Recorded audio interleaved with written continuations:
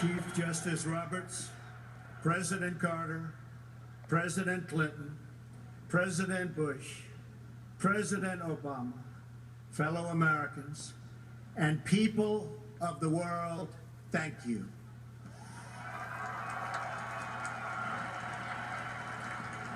We, the citizens of America, are now joined in a great national effort to rebuild our country and restore its promise for all of our people. Amen. Together, we will determine the course of America and the world for many, many years to come. We will face challenges. We will confront hardships, but we will get the job done. Every 4 years, we gather on these steps to carry out the orderly and peaceful transfer of power. And we are grateful to President Obama and First Lady Michelle Obama for their gracious aid throughout this transition. They have been magnificent. Thank you.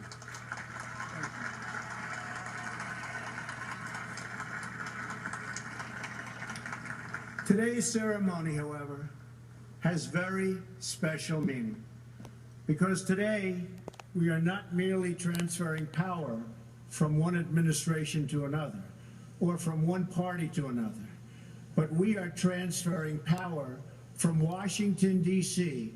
and giving it back to you, the people.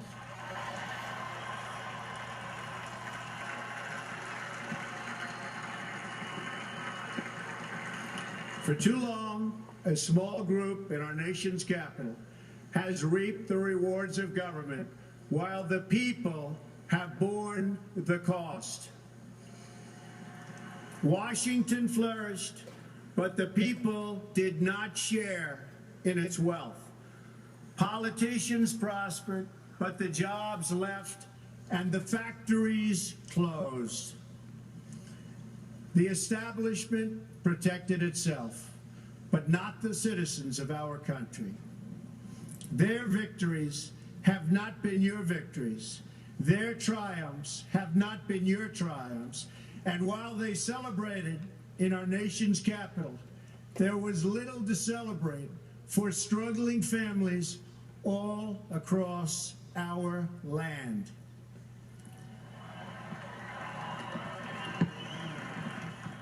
That all changes starting right here and right now, because this moment is your moment. It belongs to you.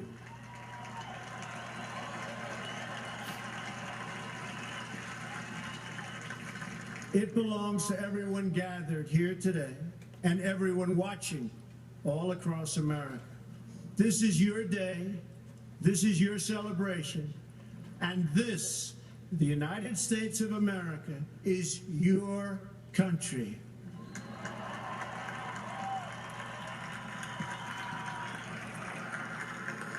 What truly matters is not which party controls our government, but whether our government is controlled by the people. January 20th, 2017 will be remembered as the day the people became the rulers of this nation again.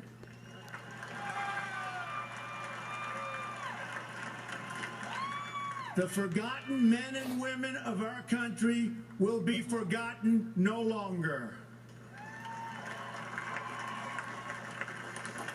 Everyone is listening to you now.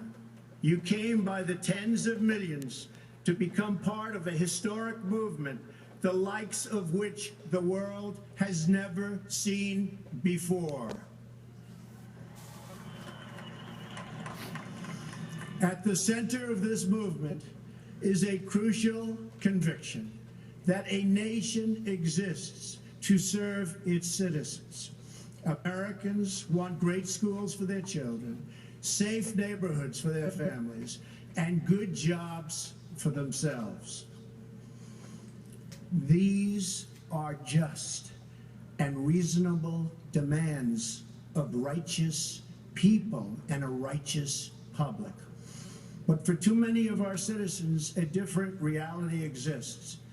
Mothers and children trapped in poverty in our inner cities, rusted out factories scattered like tombstones across the landscape of our nation, an education system flush with cash, but which leaves our young and beautiful students deprived of all knowledge.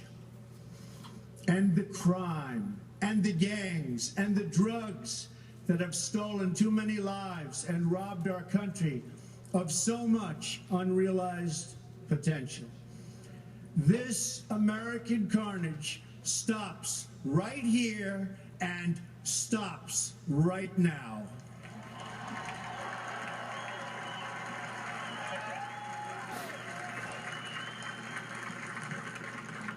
We are one nation, and their pain is our pain. Their dreams are our dreams, and their success will be our success. We share one heart, one home, and one glorious destiny. The oath of office I take today is an oath of allegiance to all Americans.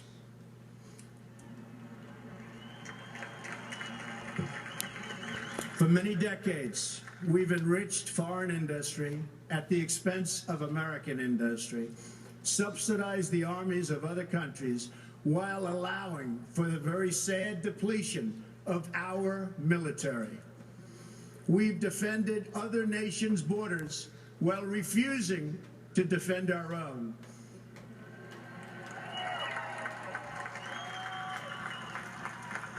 And spent trillions and trillions of dollars overseas while America's infrastructure has fallen into disrepair and decay.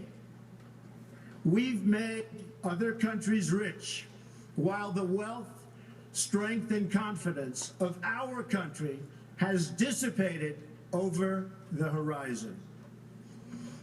One by one, the factories shuttered and left our shores, with not even a thought about the millions and millions of American workers that were left behind.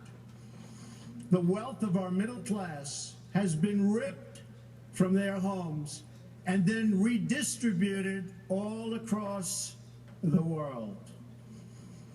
But that is the past, and now we are looking only to the future.